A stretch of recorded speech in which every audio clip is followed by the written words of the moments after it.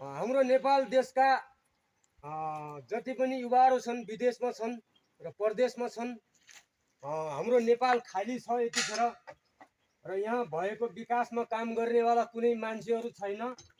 त्यसै कारणले जसले जुन ठाउँबाट यो भिडियो देखिराख्नुहुन्छ र देख्नुहुन्छ भने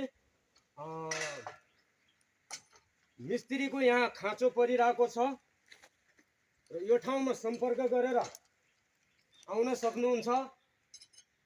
हाम्रो काम यसरी रहेको छ। यसरी पोलमा चढ्नु पर्ने हुन्छ। पोलमा चढ्ने मान्छेहरू यतिखेर धेरै कम छन्। यो गाउँघरमा बुढापाका बच्चा बच्ची बाहेक तन्यारी युवाहरू कुनै पनि यो ठाउँमा यतिखेर छैन।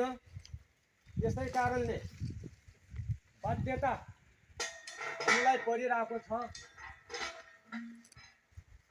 त्यसै कारणले जुन ठाउँदेखि यो भिडियो हेर्दै हुनुहुन्छ भने तुरुन्त सम्पर्क गर्नु होला। काम यस्तो रहेको छ मित्रहरू, काम खासै कडा पनि खडा पनि भन्न सकिँदैन। यसरी चढ्नु पर्ने हुन्छ र पोलमा च्यानलहरू जोड्नु पर्ने हुन्छ। च्यानलहरू जोडिसकेपछि त्यस पश्चात फेरि तारहरू हाल्दै आउनु पर्ने हुन्छ। 700 वटा पोलहरूमा काम गर्नुपर्ने छ यतिखेर र एकजनाले के नै गर्न सक्छ र। त्यसै कारणले विनम्र अनुरोधका साथै यो भिडियो हेर्ने सम्पूर्ण दर्शकहरूलाई के भन्न चाहन्छु भने